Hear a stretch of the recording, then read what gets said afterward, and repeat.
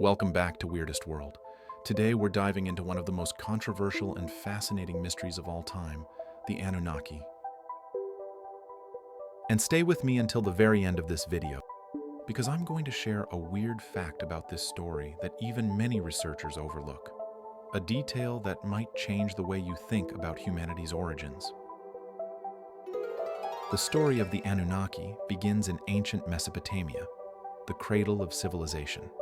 Around 3100 BCE, the Sumerians flourished between the Tigris and Euphrates rivers in what is now Iraq. They gave us writing, mathematics, astronomy, and some of the earliest recorded myths. At the heart of those myths were the Anunnaki. The word Anunnaki translates roughly to offspring of Anu. Anu was the sky god, ruler of the heavens, and father of the gods. His consort, Ki, represented the earth. Their children, the Anunnaki, were a pantheon of deities who governed the world, judged humanity, and decreed fates.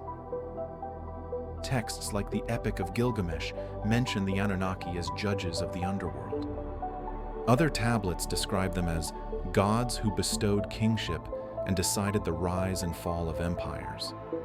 But some of the earliest Sumerian tablets describe the Anunnaki not just as gods, but as beings who came from the heavens to the earth. They were depicted as tall, radiant figures, often wearing horned crowns and wielding powers far beyond human comprehension. Fast forward to 1976. Zecharia Sitchin publishes The 12th Planet, the first book in his Earth Chronicles series. His claim, the Anunnaki were not mythological gods at all, but extraterrestrial visitors from a distant planet called Nibiru. According to Sitchin, Nibiru has a 3,600-year elliptical orbit around the sun. When it comes close to Earth, its inhabitants, the Anunnaki, make contact. Sitchin argued that around 450,000 years ago, the Anunnaki came to Earth in search of gold. Why gold? He claimed they needed it to repair their planet's atmosphere. Instead of mining it themselves, they supposedly created a slave species to do the work. That species, Sitchin said, was us, Homo sapiens. According to his interpretation, the Anunnaki genetically engineered early hominids, mixing their own DNA with that of primitive humans to create a labor force. Mainstream scholars dismiss this theory, but it has captivated millions. It offers an explanation for the sudden leap in human evolution, the construction of megalithic structures, and the recurring myths of gods descending from the sky across cultures worldwide. The Sumerians did indeed write extensively about their gods.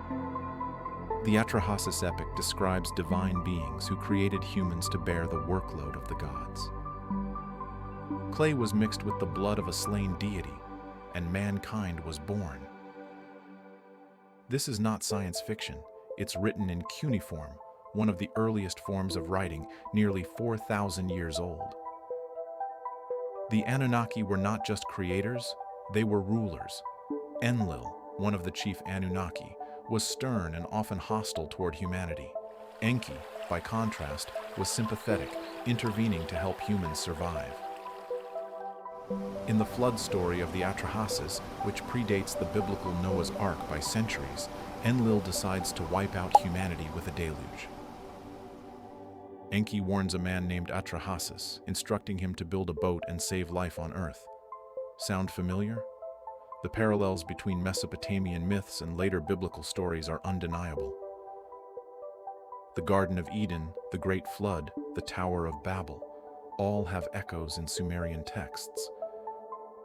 Could it be that the Anunnaki myths influenced the foundations of Judeo-Christian tradition?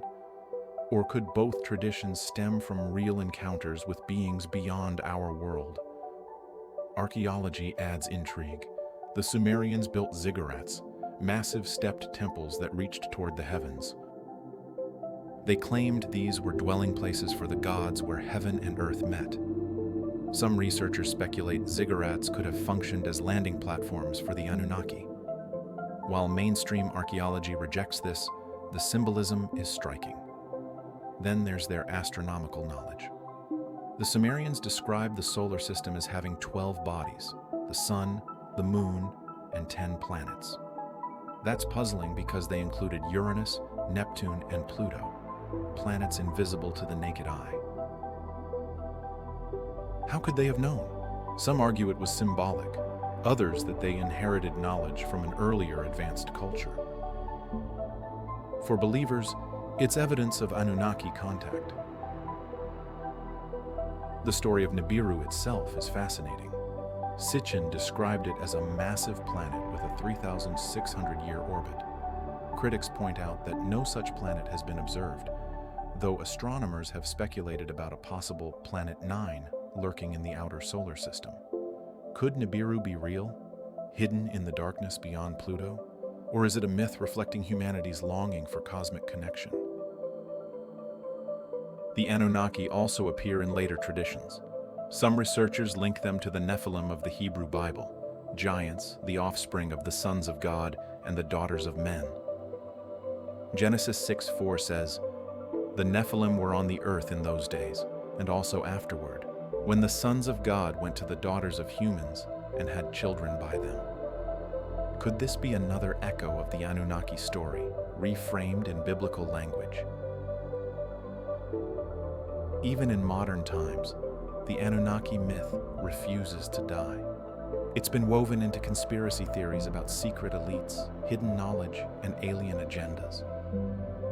Some claim the Anunnaki never left, that they still influence human affairs through shadowy power structures. Others see them as metaphors for the way rulers exploit the masses. Either way, the story resonates because it speaks to something deep in the human psyche, the fear that we are not in control of our own destiny.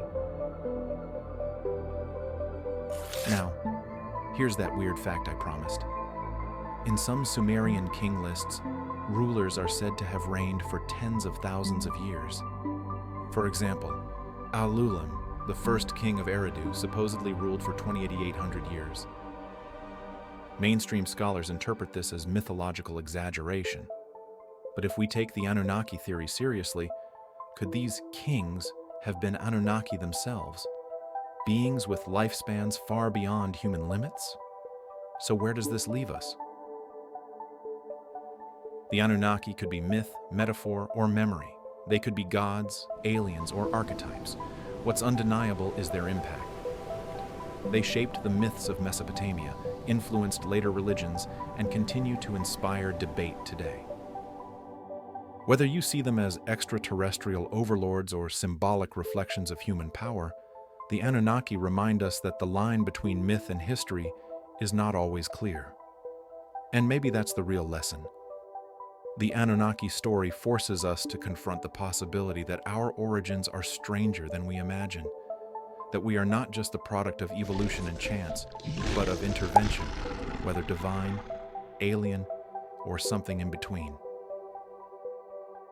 So the next time you look up at the night sky, remember the Sumerians staring at those same stars 5,000 years ago. They believed their gods came from the heavens. Maybe they were right. Or maybe the truth is even stranger than we can imagine. The Anunnaki story forces us to confront uncomfortable questions. Why do so many ancient cultures describe gods descending from the sky? Why do their myths echo across continents and centuries?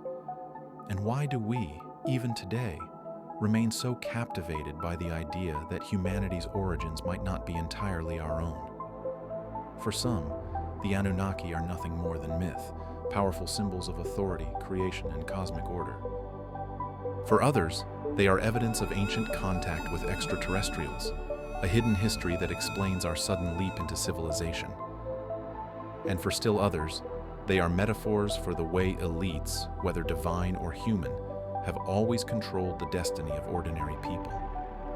It suggests that the line between myth and memory may be thinner than we think. So what do you believe? Were the Anunnaki gods, aliens, or simply stories told by one of the world's first civilizations? Whatever the answer, their legacy is undeniable. They shaped Mesopotamian culture, influenced later religions, and continue to inspire debate, books, and theories today. And maybe that's the real power of the Anunnaki. not whether they were real or not, but the way they force us to question everything we think we know about our past. Thanks for watching Weirdest World. If you enjoyed this deep dive into the Anunnaki, don't forget to like, subscribe, and share. And let me know in the comments, do you think the Anunnaki were real beings or just myths? Until next time, keep questioning, keep exploring, and keep looking for the weirdest truths in our world.